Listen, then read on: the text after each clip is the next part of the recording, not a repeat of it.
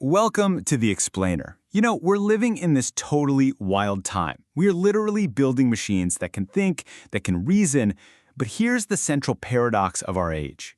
We're building these artificial minds without having a clue how our own minds actually work. So let's just dive right into that. This is the big question, isn't it? We're on the absolute edge of creating artificial general intelligence, AGI. But to really stick the landing, it feels like we first need to crack the code on how we think. You see, for the longest time, science has been kind of stuck on this fundamental mystery. On one hand, our minds are incredibly creative, totally flexible. But on the other, they follow these really strict logical rules. So, how can both of those things be true at the same time?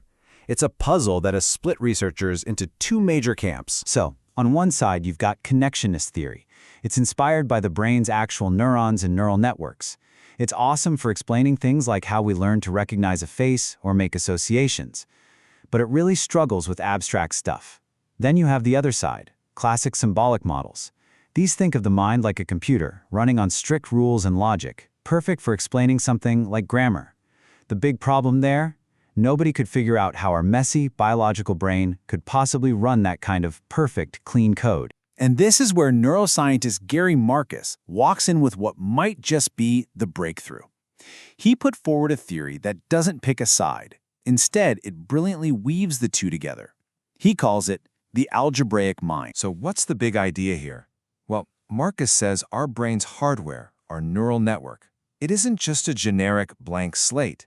It's actually evolved and structured to do one thing really, really well. Run a very specific kind of software that can handle abstract symbols and variables, kind of like algebra. So it's not a question of hardware or software, it's specialized hardware built for specialized software. So what does this algebraic mind let us do? Well, for starters, it lets us grasp abstract rules, like the rules of grammar. It allows for recursion, which is really just a fancy way of saying we can nest ideas inside of other ideas, like in the phrase, the dog that chased the cat that ate the mouse. And crucially, it lets us tell the difference between a general category, like dog, and a specific individual, like my dog Fido. And the proof Marcus points to is just fascinating. Think about a little kid who's learning to talk. When they say something like, "I good to the store" instead of "I went," it's not just a cute, random mistake. It's actually proof. It's proof that their brain has figured out an abstract algebraic rule. Add ed to make something past tense, and is now applying it to everything.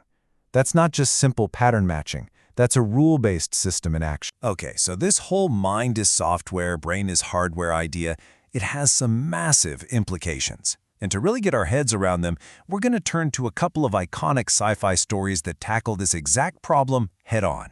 The classic anime Ghost in the Shell famously asks if a ghost, a mind or consciousness, can exist without its shell, its body.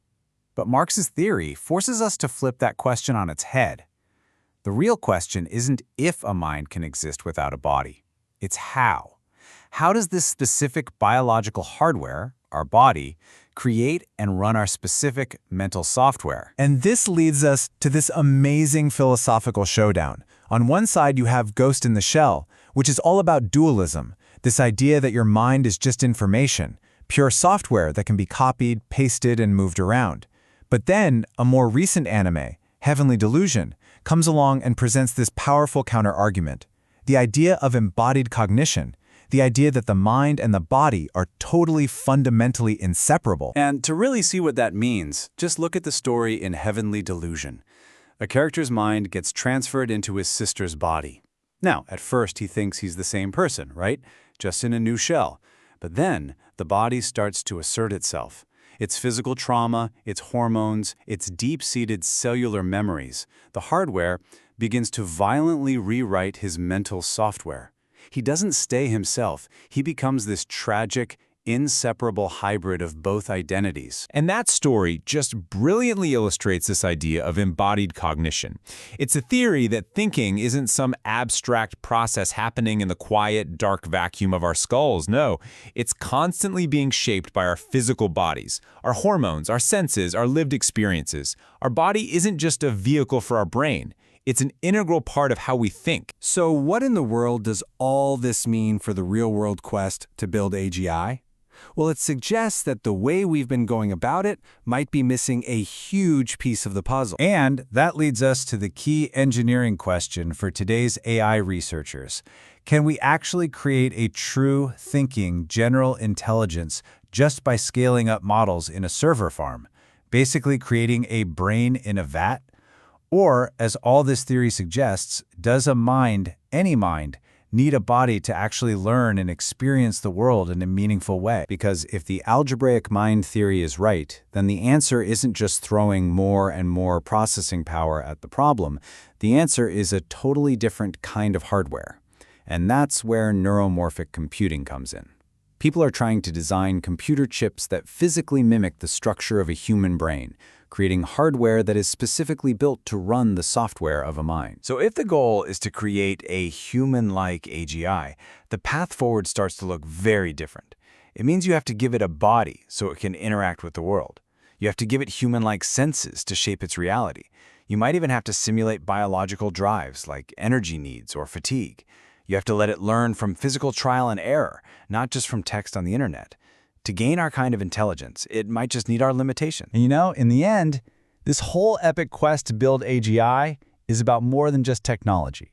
It's forcing us to hold up a mirror to ourselves, and it's triggering a really profound moment of self-reflection. Sigmund Freud once argued that science had dealt 3 great narcissistic wounds to humanity's ego. First, Copernicus told us we aren't the center of the universe. Ouch. Then Darwin showed us we're just a part of the animal kingdom. Double ouch.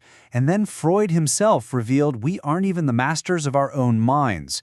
Well, I think AGI is delivering the 4th wound. And here's why AI is a mirror. Every single time we manage to automate something we thought was uniquely human, whether it's strategic thinking, artistic creativity, or even just language, we demystify ourselves a little bit more. We're learning that these abilities we thought were almost magical are, at their core, just incredibly complex computational processes. And that's the 4th wound. It's the realization that the ability to reason is not our exclusive God-given right. It's a process. And that's not just a technological shift. It's a deep psychological blow that challenges the very definition of what makes us special. So how do we deal with that? Well, the answer can't be to just frantically defend our specialness, to keep moving the goalposts. The real opportunity here is to redefine what we value about being human. If machines can reason, then maybe our true purpose lies in the things that remain, in moral responsibility, in genuine empathy, and in that uniquely human search for meaning in a complex world. Which really just leaves us with one final pretty heavy thought.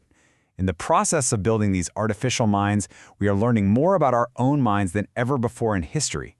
So, if AI truly is a mirror, the most important question is, are we ready for what we're about to see in the reflection?